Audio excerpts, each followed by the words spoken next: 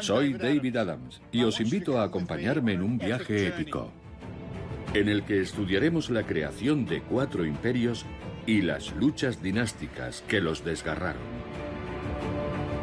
Timur, la espada del Islam; Edgar, el rey de todos los ingleses; Atila el Huno y Carlomagno, el padre de Europa, construyeron vastos imperios que dominaron el mundo y terminaron siendo destruidos por rivalidades familiares.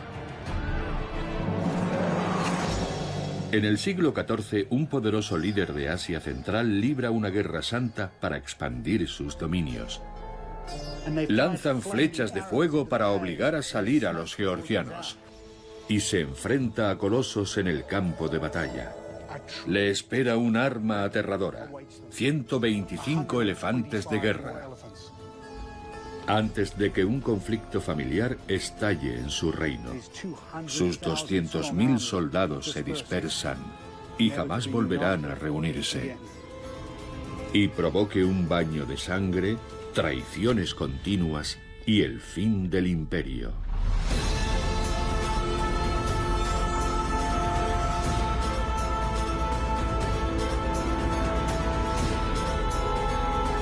El fin del imperio. Timur, la espada del Islam.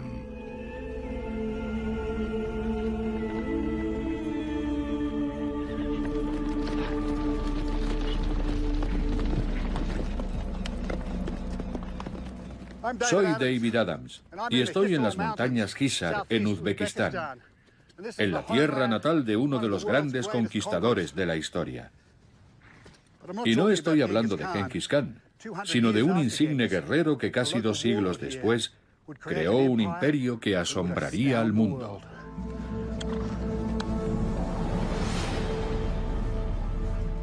Este es Timur, también conocido como Tamerlán. Tenía mucho en común con Genghis Khan.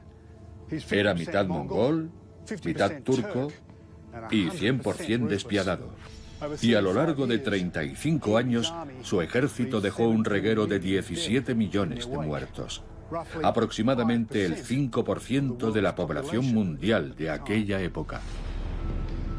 En la segunda mitad del siglo XIV, Timur forjó un enorme imperio que se extendió desde la India hasta orillas del Mediterráneo. Su objetivo era crear un linaje imperial que perdurara en el tiempo, generación tras generación.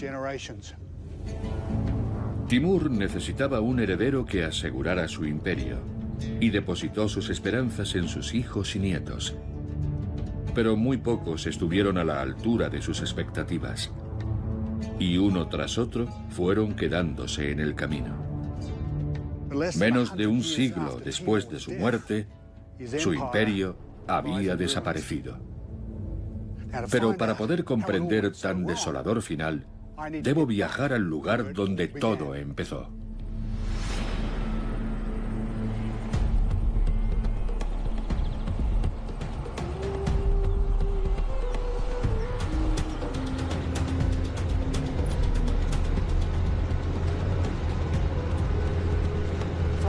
Es un pueblo situado a 20 kilómetros. Tras las montañas.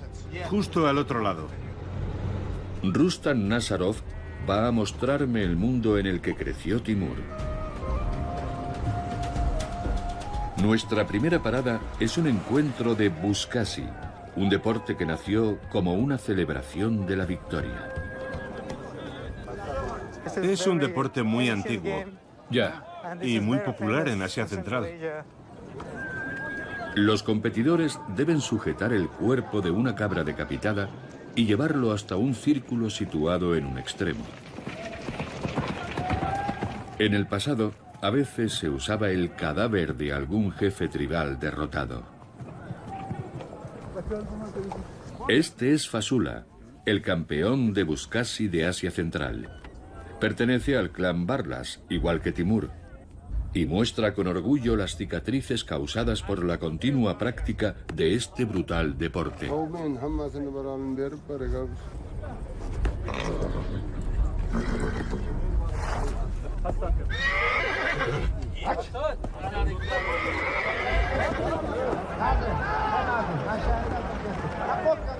El buskasi es un deporte muy antiguo que las tropas de Timur practicaban como entrenamiento cuando no estaban en batalla. Para los hombres uzbecos es la principal diversión dominical. Y es un deporte increíble que tengo que probar.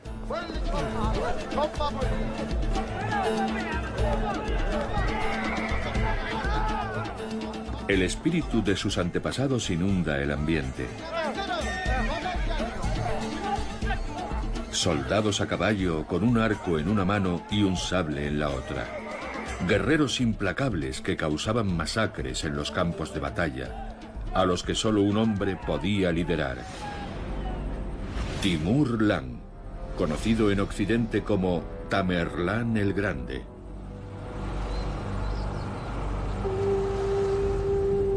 Para comprender mejor el mundo en el que surgió Timur, Rustam me conduce a una aldea cercana.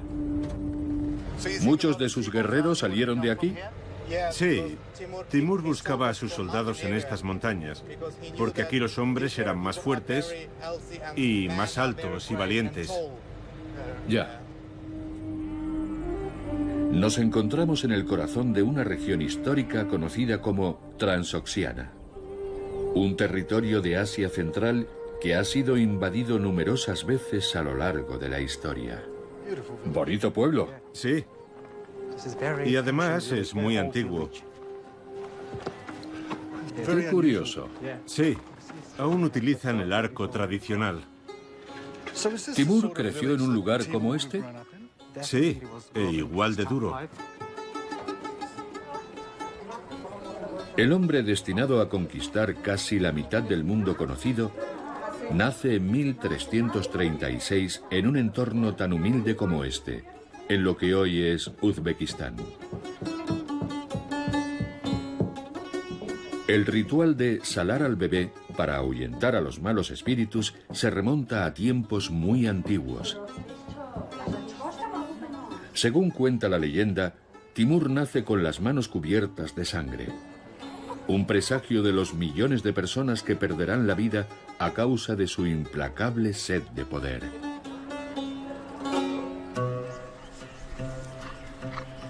Aquí es donde el joven Timur aprende a cabalgar, a cazar y a saquear, a asaltar caravanas y a luchar con las tribus rivales.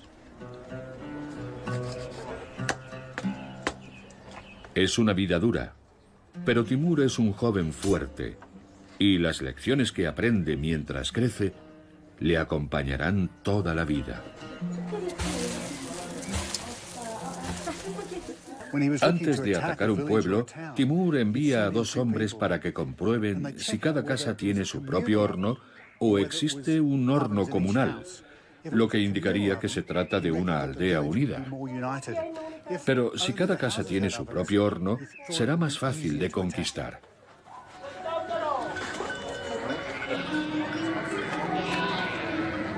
Timur comanda un ejército de tártaros y turcos islámicos. Pero él no desciende de un linaje real, lo que amenaza sus posibilidades de conservar el poder y transmitirlo a un heredero. Timur deposita sus esperanzas en su primer hijo, cuyo nombre, Jahangir, significa el conquistador del mundo. Timur tendrá 4 hijos, con 4 esposas diferentes. Pero debido a sus orígenes humildes, tendrá que enseñar a sus descendientes a arrebatar el poder a sus enemigos. Es un joven muy astuto. Pertenece al clan Barlas. Y cuando el ejército mongol invade sus tierras y el jefe huye, Timur se erige en jefe del clan con tan solo 24 años.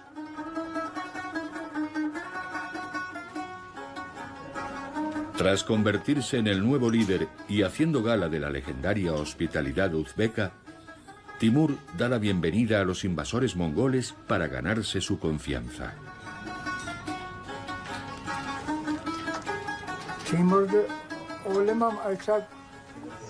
Hoy en día, los aldeanos siguen venerando su astucia, su valentía y su amor por el arte y la ciencia.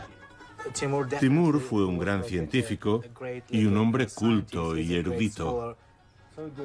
Y un guerrero implacable, sediento de poder. Timur desea derrocar a sus aliados mongoles, pero son demasiado poderosos para enfrentarse a ellos en solitario. Así que forja una alianza con un jefe tribal, Amir Hussain.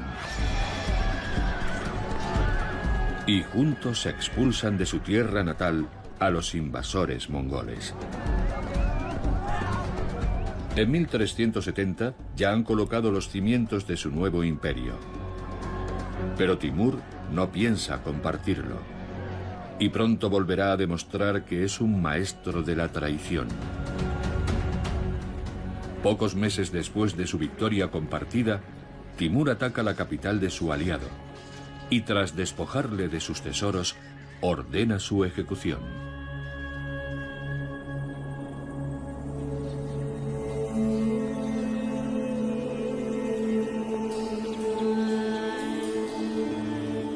Timur se ve a sí mismo como un defensor de la fe islámica y como el único conquistador del mundo capaz de restaurar la grandeza del antiguo imperio de Genghis Khan. Tras proclamarse gobernante indiscutible de Transoxiana, el conquistador y el constructor del imperio se convierten en uno. Y será aquí, en la antigua Kes, donde empezará a poner en práctica la obsesión por la arquitectura que le acompañará toda la vida. Esto es lo que queda de la puerta de su palacio Aksaray, que erige aquí para asombrar al mundo.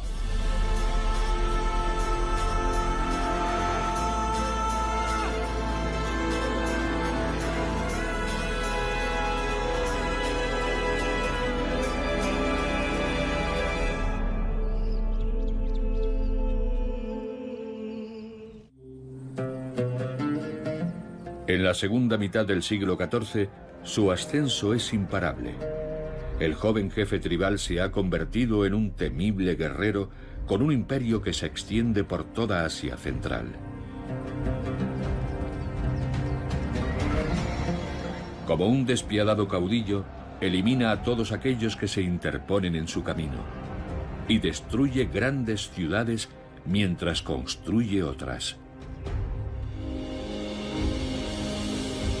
Estamos en la ciudad de Sarisabz, la antigua Kes, donde Timur ordenó la construcción de Aksaray, un espectacular palacio de verano.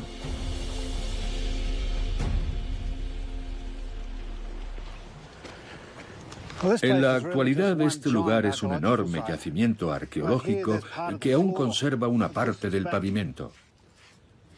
Y si aparto la tierra y vierto un poco de agua, aparecen estas hermosas teselas.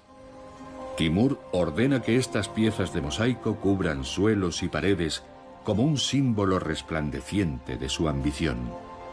Y coloca esta inscripción sobre uno de los arcos: «Dejad que el que dude de nuestro poder admire nuestros edificios». Todo forma parte de su ferviente deseo de asegurar su legado, porque lo que en verdad ansía es fundar una dinastía. Timur se propone expandir su imperio y al frente de su imparable ejército de caballería marcha hacia el noroeste, hasta la región musulmana de Corasmia, donde se apodera de la legendaria ciudad de Kat. En sus calles, los hombres son masacrados y las mujeres y los niños son tomados como esclavos. Y como parte del botín, Timur rapta a la princesa Kanshada, que es descendiente directa de Genghis Khan, y posee la sangre real que él necesita para reforzar su dinastía. Después la obliga a casarse con su primogénito, Jahangir, para otorgar a su familia la ansiada legitimidad. Y mientras planea el futuro de su estirpe, comienza a construir una capital digna de su imperio.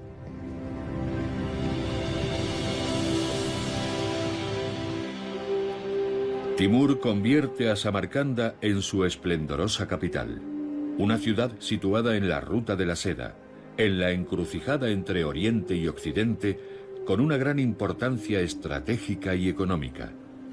Timur es ambicioso. Quiere transformar su tierra natal. Así que ordena traer artesanos, albañiles y arquitectos desde los territorios conquistados. Y aquí, en Samarcanda, empieza a erigir su capital imperial, que será conocida como la Perla del Este. Y no existe mejor lugar que este gran espacio público para hacernos una idea de la grandeza de su reinado. El Registán, el lugar de arena. Para mí, esta es la plaza más increíble del mundo.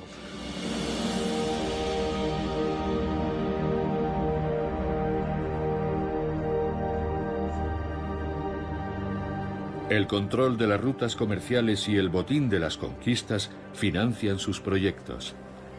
Y Timur se asegura de que su pueblo comparta los éxitos. Su ejército es recompensado con generosidad y los habitantes de la capital disfrutan de una vida desahogada. Muchas gracias. Estos mercados están tan surtidos como hace 6 siglos. Aquí puedes degustar productos de todo el mundo. Timur transforma Samarcanda, que al igual que Roma, Atenas y Babilonia, terminará convirtiéndose en una de las grandes ciudades de la antigüedad.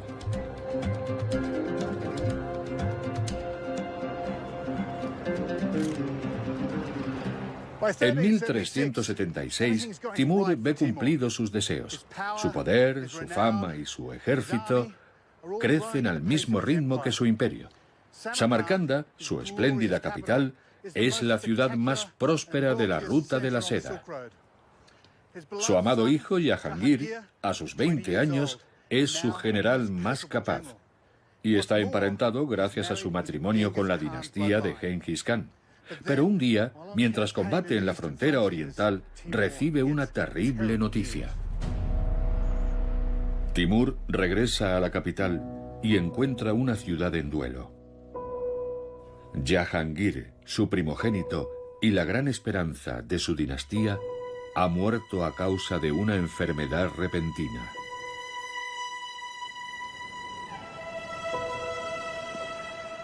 Este enorme árbol tiene más de 600 años. Timur ordena que sea plantado tras dar sepultura a su hijo Jahangir. Aquel es su mausoleo.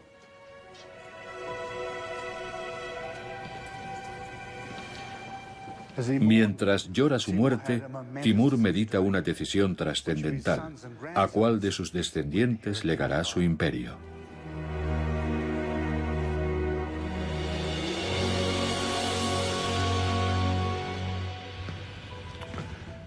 Timur está decidido a transformar su familia en una dinastía respetada. La viuda de Jahangir, Khan Shada, y su linaje real mongol son vitales para sus planes. Así que ordena que se case con Miran Shah, su tercer hijo, con la esperanza de que la pareja tenga hijos de sangre azul que hereden su imperio. Después se dirige hacia el oeste, al territorio infiel de la Georgia cristiana. Refugiados en el Cáucaso, los georgianos se han resistido durante mucho tiempo a la invasión. Pero esta vez Timur iniciará algo más que una conquista. Autoproclamándose la espada divina, Timur da comienzo a la yihad.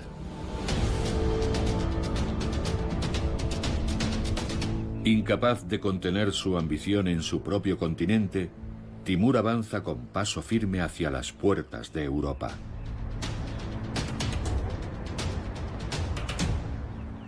Estoy en Tiflis, donde se libraron numerosos combates a lo largo de los siglos.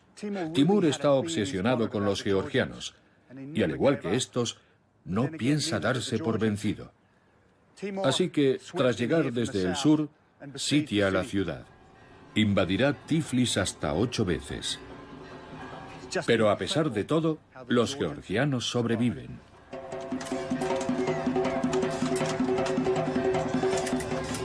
Incluso hoy, en el corazón de la ciudad, aquel amargo choque de civilizaciones sigue sin olvidarse.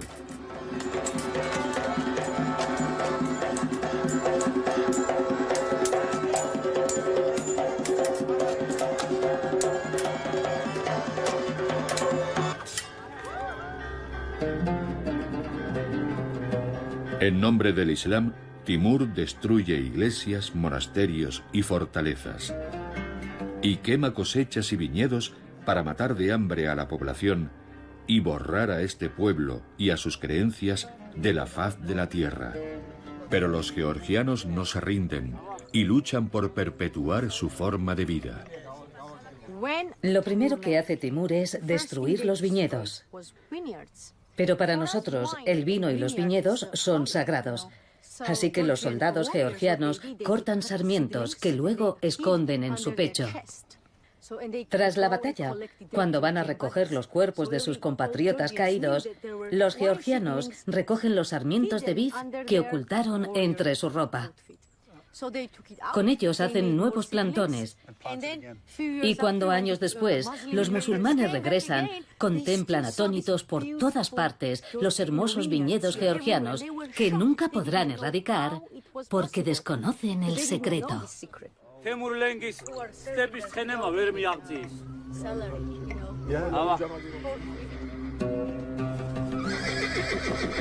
Los georgianos sobreviven y a lomos de sus caballos inician una guerra de guerrillas.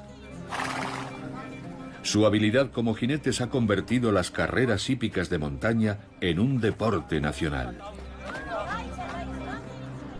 Estoy en las colinas de Kajetia, una región que Timur logró arrasar tras encontrar una fuerte resistencia. Estos georgianos de todas las edades descienden de aquellos valerosos guerreros que se enfrentaron a él, y son tan buenos jinetes como sus antepasados.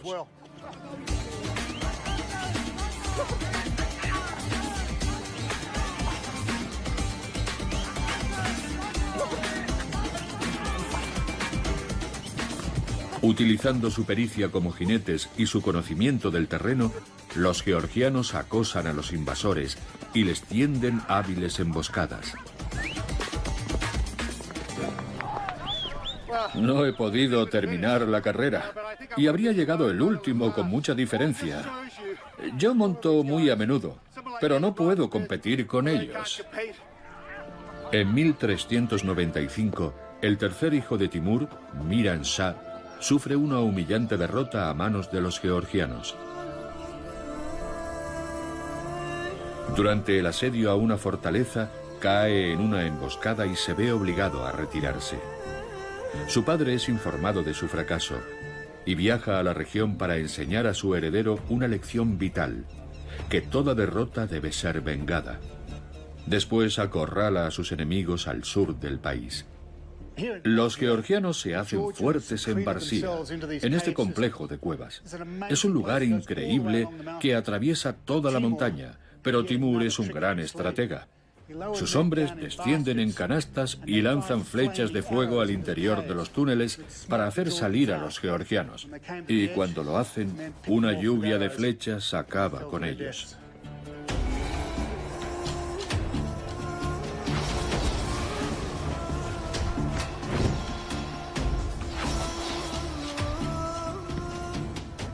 Tras apropiarse de Georgia, Timur pone sus ojos de conquistador en Persia, el actual Irán. En 1397 llega a las afueras de Isfahán. La ciudad se rinde sin luchar y se somete a su indulgencia. Pero unos disconformes rompen el trato, asesinando a algunos soldados en el interior de la ciudad. Su venganza es despiadada y constituye una demostración de la suerte que corren aquellos que le traicionan. Los 70.000 habitantes de Isfahán son decapitados y sus cráneos son amontonados en 28 torres alrededor de la ciudad. Este es el escenario bélico que Timur muestra al mundo.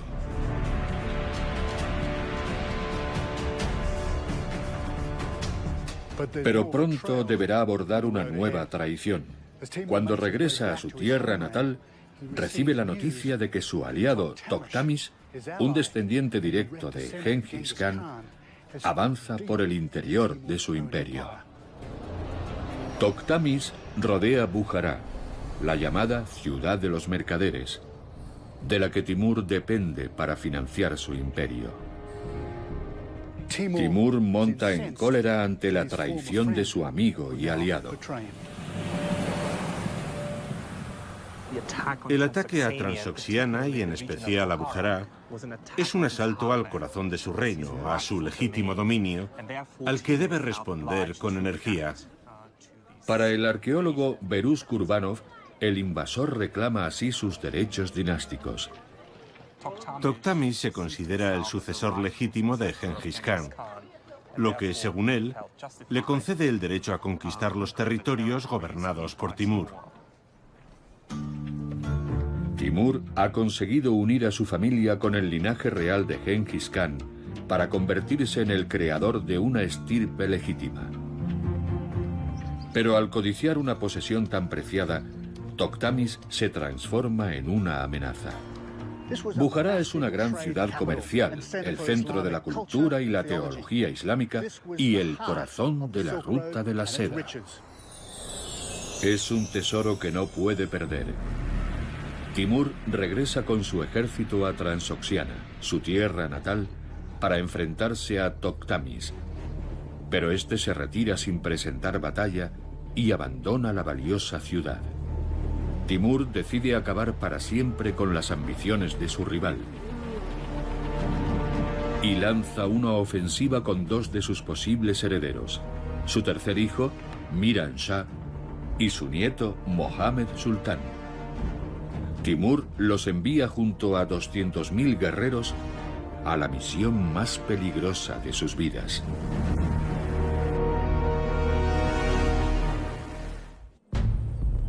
Muchos imperios se han derrumbado a causa de las disputas familiares. Pero a finales del siglo XIV, Timur, el gran guerrero, no debe enfrentarse a un conflicto interno, sino a un antiguo aliado, el jefe tribal Tokhtamis. Timur planea un ataque sorpresa en pleno invierno, lo que le obliga a atravesar la estepa euroasiática para llegar a la actual Rusia.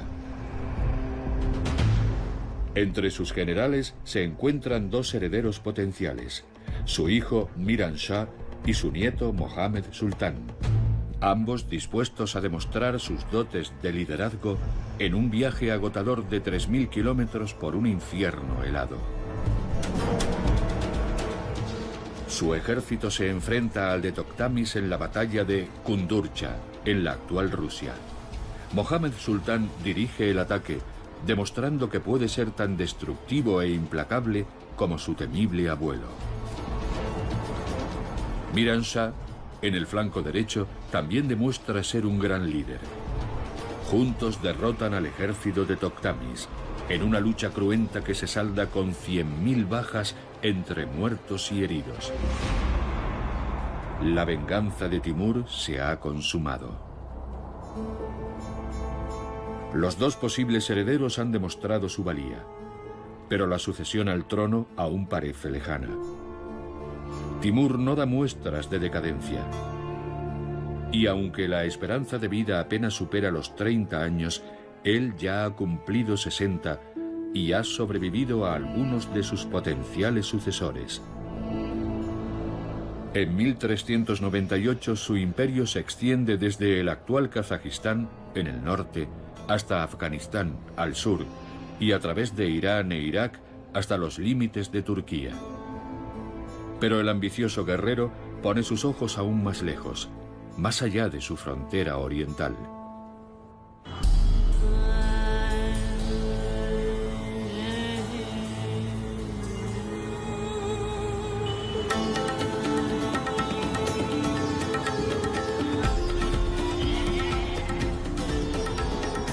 Consciente de que la guerra civil ha llevado a la India al borde de la ruptura, Timur decide conquistar su capital, Delhi, famosa por sus increíbles riquezas.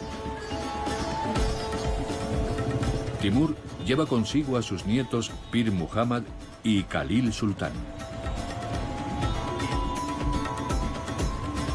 Y al frente de un ejército formado por 90.000 hombres, inicia la invasión de la India.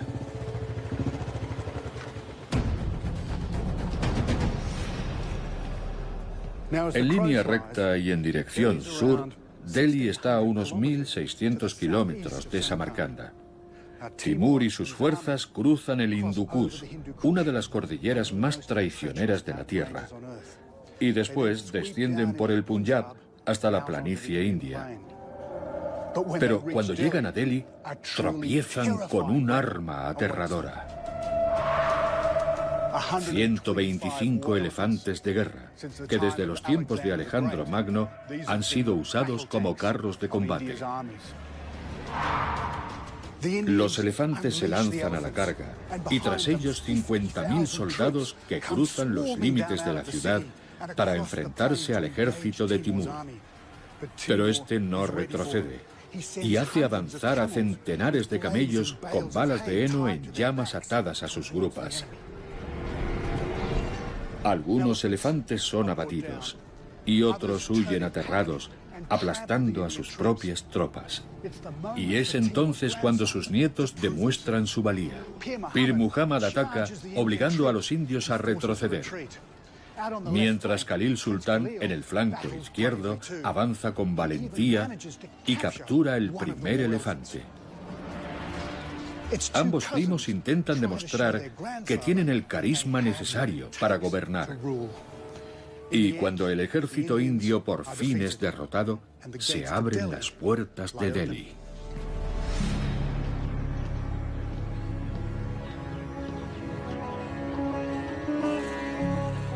Timur acampa junto al emblemático embalse de Hauz Khas, dispuesto a aceptar la rendición de la ciudad.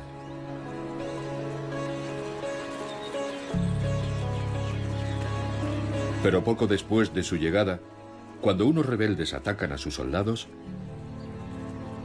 decide castigar a todos sus habitantes.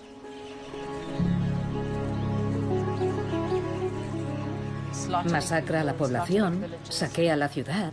La historiadora Raksanda Jalil, tras estudiar el relato del propio Timur, piensa que su verdadera motivación era apoderarse de las riquezas. Sus pomposas teorías explican que sus llamamientos constantes a matar a los infieles son actos permitidos por su religión. Pero esos principios constituyen una forma astuta de ocultar su auténtica pretensión, que es, en lenguaje llano, robar y saquear. 100.000 personas pierden la vida en tan solo un día, y la ciudad es arrasada en lo que Timur llamará mi mayor conquista.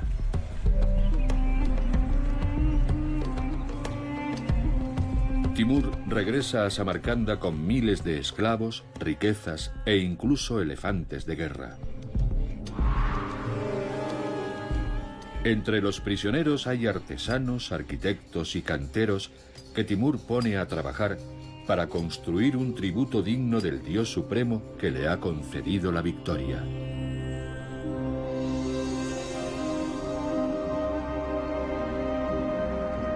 Una mezquita de unas dimensiones jamás imaginadas.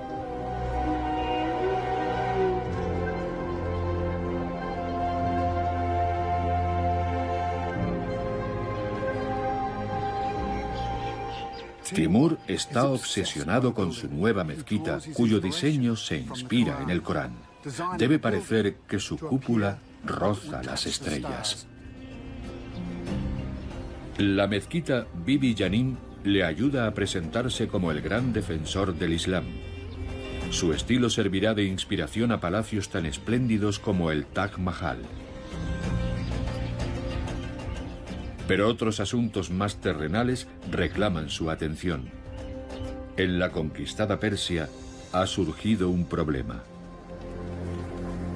Timur se ve obligado a reunir a su ejército, pero no para conquistar nuevos territorios, sino para meter en cintura a un vástago rebelde. Miram Shah, su tercer hijo, ha perdido la capacidad de gobernar.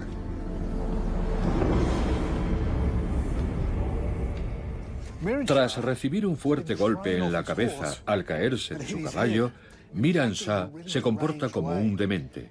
Ha derribado los edificios más hermosos de su reino en Persia y lleva una vida libertina y depravada. Cuando comprueba su estado, Timur aparta a su hijo del poder y, por supuesto, de sus planes sucesorios. Timur fija sus ojos en Mohammed Sultán, su nieto mayor, y lo elige para dirigir una campaña en lo que hoy es Turquía. Mohammed es una figura clave en la victoriosa batalla, pero pagará un alto precio por ello, ya que resulta herido en el fragor del combate.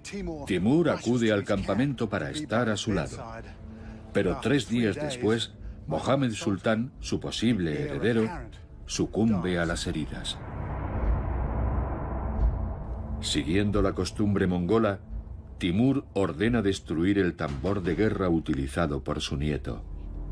Y el problema de la sucesión vuelve a aparecer. No falta mucho para que cumpla los 70 y aún no ha encontrado al gran líder que ocupe su lugar. Necesita a alguien con astucia y carisma que sea digno de heredar su imperio. Timur se fija en uno de sus nietos, Pir Muhammad, que luchó con valor e inteligencia durante la campaña de la India e incluso capturó un elefante de guerra, y lo elige como sucesor. Pero no se olvida del resto de sus hijos y nietos, y reparte entre ellos algunos de sus territorios con la esperanza de que esta decisión mantenga la concordia y la paz familiar entre sus descendientes después de su muerte. Mientras tanto, en la ciudad de Kesh culmina uno de sus proyectos arquitectónicos más grandiosos, el Palacio de Aksaray. Las obras terminan en 1404, y para celebrarlo, Timur invita a 40 reyes y jefes de Estado. Pero el emperador de China se niega a asistir porque sigue considerando a Timur un advenedizo tribal. Este siempre ha tenido en mente atacar China y restaurar en todo su esplendor el imperio mongol. Y aquella es la excusa que estaba buscando. Así que ya con 68 años decide por fin invadir China. Timur se lo juega todo en una arriesgada incursión invernal en territorio enemigo. Pero aquella será una guerra que el gran conquistador nunca librará.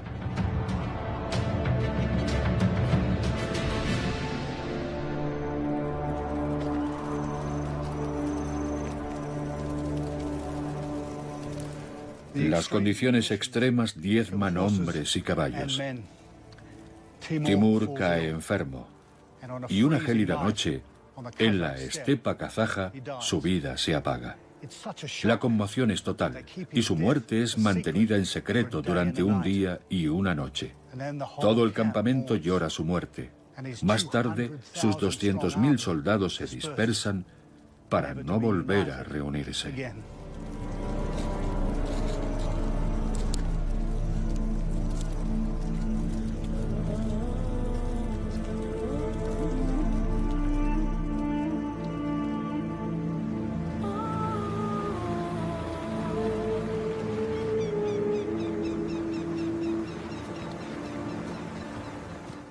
Pero ¿qué habría pasado si Timur hubiese vivido el tiempo suficiente para alcanzar la victoria y tras cruzar las montañas hubiese invadido China? Su victoria habría consumado su mayor ambición, el renacer del imperio mongol más de un siglo después de la muerte de Genghis Khan. Y con el control absoluto de la ruta de la seda, incluso habría acariciado la posibilidad de implantar un califato islámico que se extendería desde Pekín hasta París. Una visión que muere con él. Y cuando la noticia de su muerte se extiende por el imperio, su sueño de fundar una dinastía real también empieza a desmoronarse. Timur pasó muchos años planeando ese momento. Y es entonces cuando el heredero que él mismo eligió da un paso al frente, su nieto, Pir Muhammad. Debe asumir el control de un vasto territorio y de una volátil mezcla de culturas y religiones.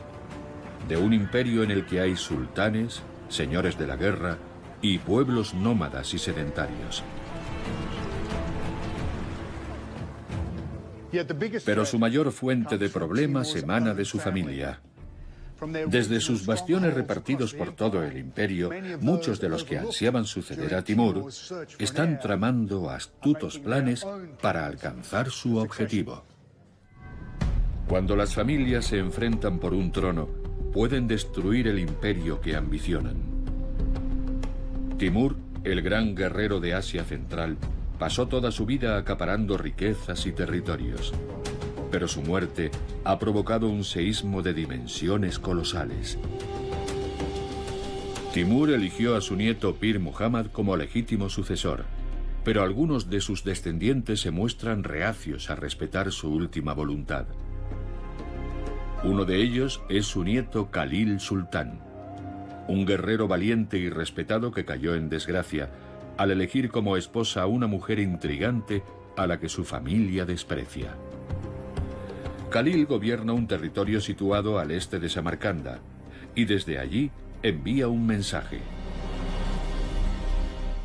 Las monedas imperiales siempre han llevado el nombre del rey, pero tras la muerte de Timur, Khalil Sultán hace acuñar monedas nuevas.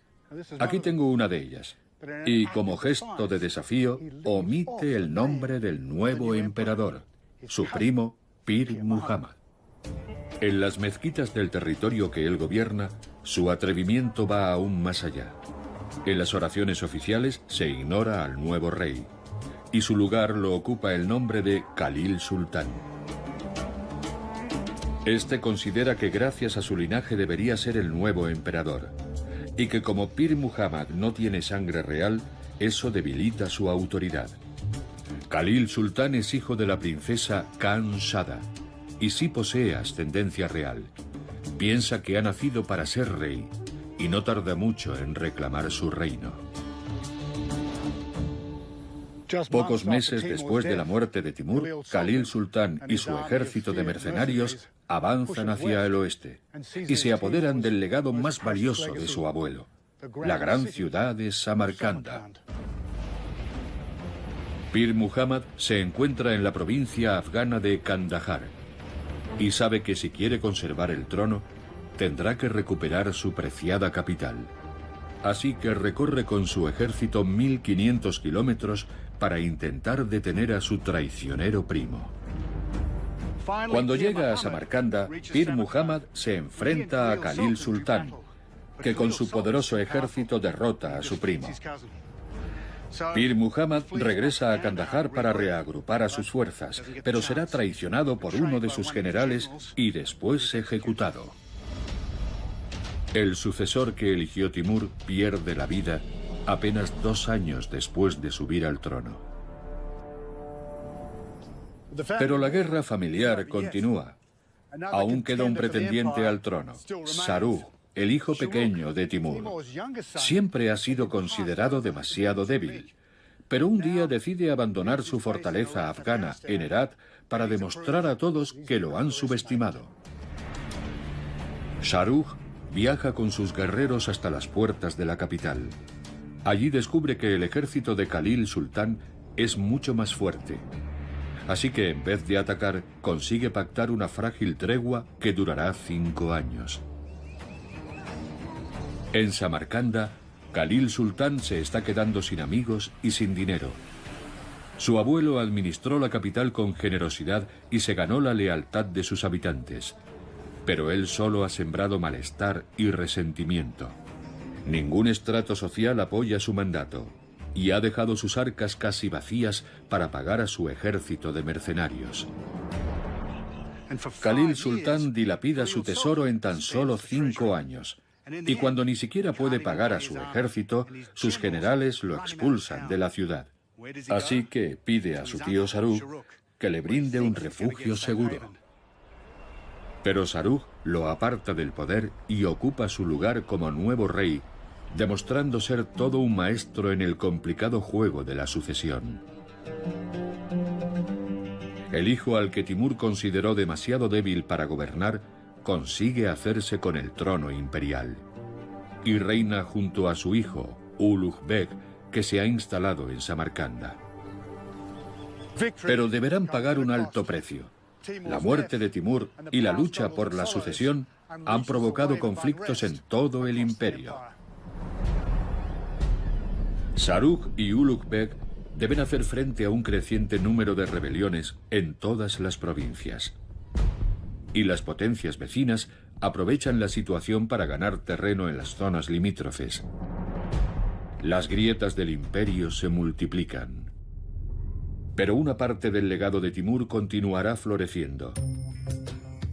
Al igual que su abuelo, Ulugh Beg es un protector de las artes y las ciencias. Y a la lista de edificios de Samarcanda añade un observatorio, que le otorgará el sobrenombre del Rey Astrónomo. También construye escuelas y promueve la educación, fortaleciendo una orgullosa tradición que continúa hoy en día.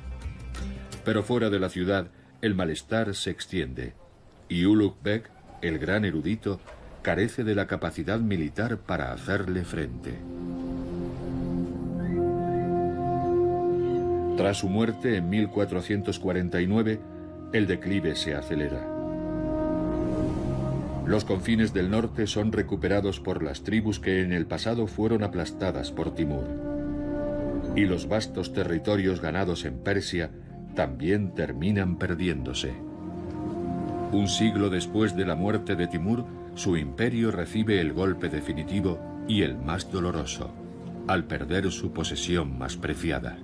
Samarcanda, su hermosa capital, cae en manos de los señores de la guerra uzbecos, y la gloria suprema del imperio escapa de las manos de su familia.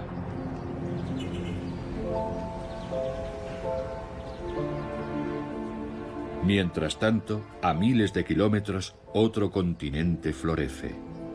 En Europa, el Renacimiento está llegando a su apogeo. Y un nuevo descubrimiento despojará de su recurso más valioso a la región que un día dominó Timur. Timur financió su imperio gracias al control de la ruta de la seda, que monopolizaba el intercambio de mercancías entre Oriente y Occidente.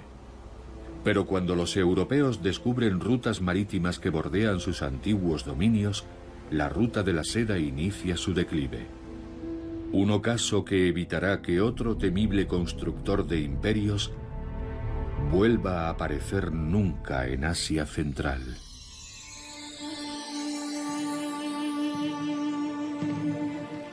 Aquí yace Amir Timur, el último y auténtico gran emperador.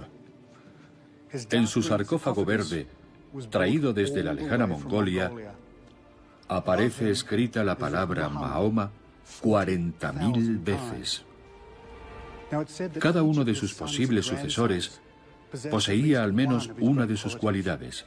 Jahangir fue un gran general, Sarug tenía su astucia y Mohammed Sultán su valentía en la batalla, pero ninguno de ellos aunó todas sus facultades. Y tras su muerte, su imperio se desvaneció, porque era él la fuerza que lo sostenía.